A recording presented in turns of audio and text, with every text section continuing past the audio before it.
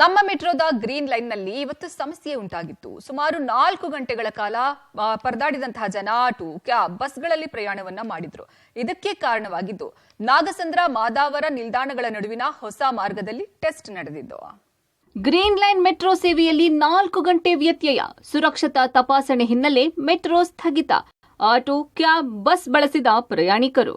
ನಮ್ಮ ಮೆಟ್ರೋದ ಹಸಿರು ಮಾರ್ಗದಲ್ಲಿಂದು 4 ಗಂಟೆಗಳ ಕಾಲ ಮೆಟ್ರೋ ಸೇವೆಯಲ್ಲಿ ವ್ಯತ್ಯಯ ಉಂಟಾಗಿತ್ತು. ಪೀಣ್ಯ ಇಂಡಸ್ಟ್ರಿ ನಿಲ್ದಾಣದಿಂದ ನಾಗವಾರದ ಕಡೆ ಹೋಗುವ ಪ್ರಯಾಣಿಕರು ಪರದಾಡಿದ್ರು. ನಾಗಸಂದ್ರ ಮಾದಾವರ ನಿಲ್ದಾಣಗಳ ನಡುವೆ ಹೊಸ ಮಾರ್ಗವನ್ನ ಮೆಟ್ರೋ ರೈಲ್ವೆ ಸುರಕ್ಷತಾ ಆಯುಕ್ತರಿಂದ ಶಾಸನಬದ್ಧ ಸುರಕ್ಷತಾ ತಪಾಸಣೆ ನಡೆಸ್ತಾ ಇದೆ. ಹೀಗಾಗಿ ಇಂದು ಬೆಳಗ್ಗೆ 10 ಗಂಟೆಯಿಂದ ಮಧ್ಯಾಹ್ನ 2 ಗಂಟೆಯ ತನಕ ರೈಲು ಸೇವೆಯಲ್ಲಿ ವ್ಯತ್ಯಯ ಉಂಟಾಯಿತು. ಮೆಜೆಸ್ಟಿಕ್ನಿಂದ ಬಂದ ಮೆಟ್ರೋಗಳು ಪೀಣ್ಯ ಇಂಡಸ್ಟ್ರಿ ನಿಲ್ದಾಣದಲ್ಲಿಯೇ ಕೊನೆಯ ಸ್ಟಾಪ್ ಆಗಿ ನಿಂತುಕೊಳ್ತಿದ್ವು.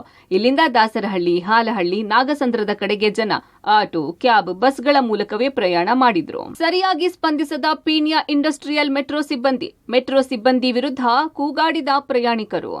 ಮೆಟ್ರೋ ಸ್ಥಗಿತ, ಬಸ್ಗಳ ವ್ಯವಸ್ಥೆ ಬಗ್ಗೆ ಸರಿಯಾದ ಮಾಹಿತಿ ನೀಡದ ಹಿನ್ನೆಲೆ ಪ್ರಯಾಣಿಕನೊಬ್ಬ ಪೀಣ್ಯ ಇಂಡಸ್ಟ್ರಿ ನಿಲ್ದಾಣದ ಸಿಬ್ಬಂದಿಗೆ ತರಾಟೆಗೆ ತೆಗೆದುಕೊಂಡ್ರು. ಸಿಬ್ಬಂದಿಯ ವಿರುದ್ಧ ಕೂಗಾಡಿ ಒಳನುಗ್ಗಲು ಯತ್ನಿಸಿದ್ರು.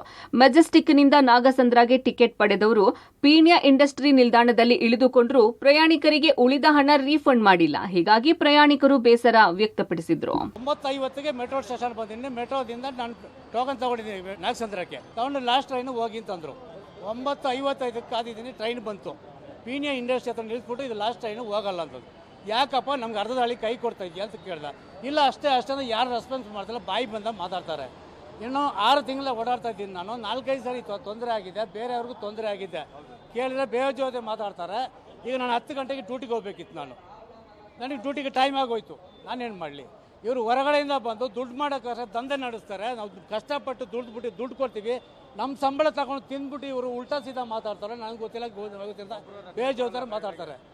ಇವಾಗ ಆಕ್ಷನ್ ತಗೋಬೇಕು. ನಾಗಸಂದ್ರ ಮತ್ತು ಮಾದಾವರ ನಡುವಿನ ನಮ್ಮ ಮೆಟ್ರೋ ಹಸಿರು ಮಾರ್ಗದ 3.7 ಕಿಲೋಮೀಟರ್ ಉದ್ದದ ವಿಸ್ತೃತ ಮಾರ್ಗವನ್ನು ಸುದೀರ್ಘ 7 ವರ್ಷಗಳ ಅವಧಿಯಲ್ಲಿ ನಿರ್ಮಾಣ ಮಾಡಲಾಗಿದೆ. ಈಗಾಗಲೇ ನಾಗಸಂದ್ರ ಮಾದಾವರ ನಡುವೆ ಪ್ರಾಯೋಗಿಕ ಸಂಚಾರ ಯಶಸ್ವಿಯಾಗಿದೆ. ಸುರಕ್ಷತೆ ತಪಾಸಣೆ ಬಳಿಕ ವಾಣಿಜ್ಯ ಕಾರ್ಯಾಚರಣೆಗೆ ಸುರಕ್ಷತಾ ಆಯುಕ್ತರು ಗ್ರೀನ್ ಸಿಗ್ನಲ್ ಕೊಟ್ಟರೆ ಶೀಘ್ರದಲ್ಲೇ ರೈಲು ಸಂಚಾರ ಆರಂಭವಾಗಲಿದೆ. Prakash D Rampur, Public TV, Bengaluru.